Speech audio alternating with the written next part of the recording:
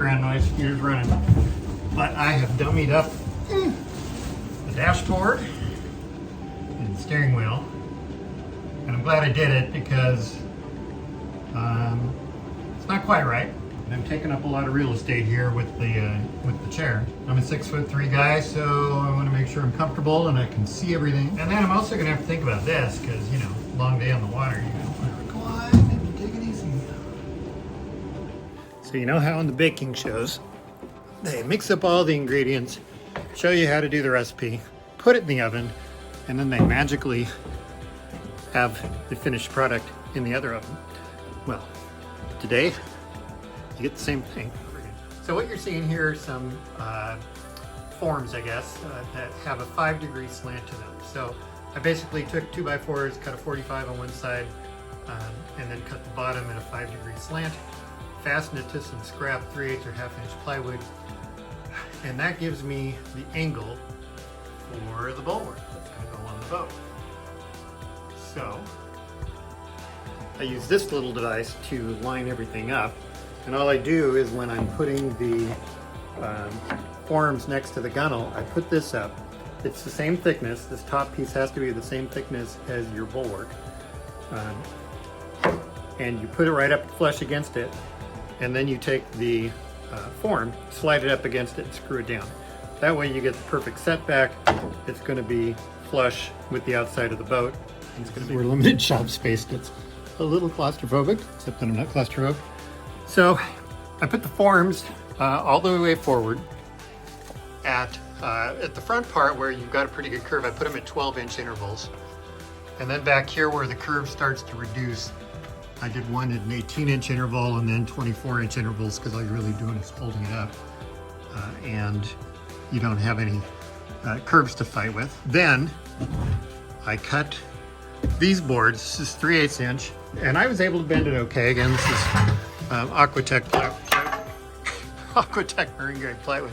I cut these in 8-inch strips. Start at the middle of your board because this is the one that's the hardest to fit because there's enough of a curve that I'm going to have to come back and trim the bottom. Actually, here was the low point between these two.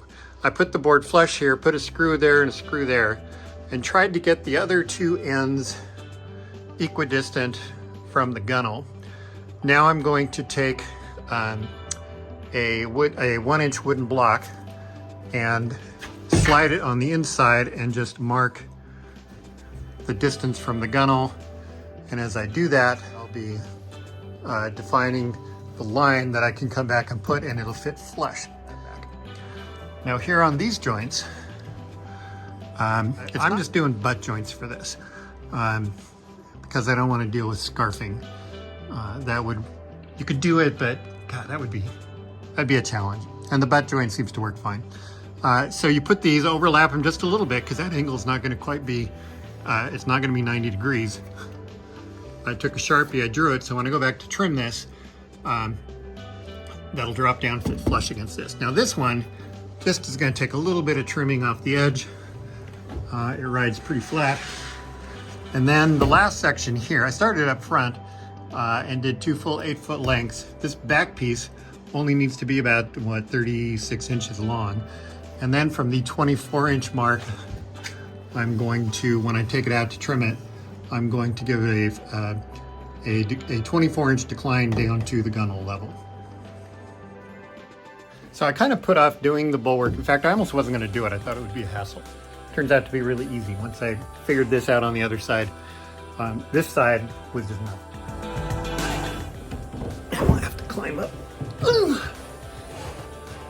So you're gonna kill me or make me a much younger man.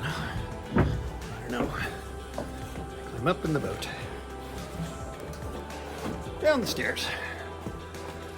And to the other side. Show you what is not quite the finished product, but getting closer. And this is what, I kind of showed this the other day, this is what the near finished product looks like. It's going to need some fairing compound, and probably tomorrow I'll come back with 8-inch fiberglass tape and lay this. I've already got the 4-inch overlapping this joint, an 8-inch that'll come down to about there.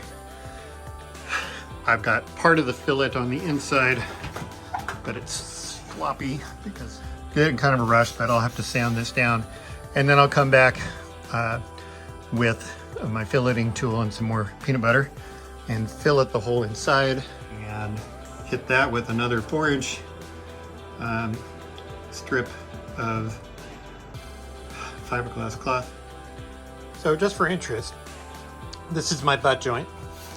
Glued this up with regular epoxy, put thickened epoxy into the joint, put 4-inch tape over the inside and the out, put wax paper over it, and then took 2 half-inch sheets of plywood and clamped it super tight.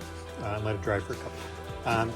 This one, you can see just a little bit of a wow there. And in the end, I think I can live with that. Put the cap on it, and you'll never notice it.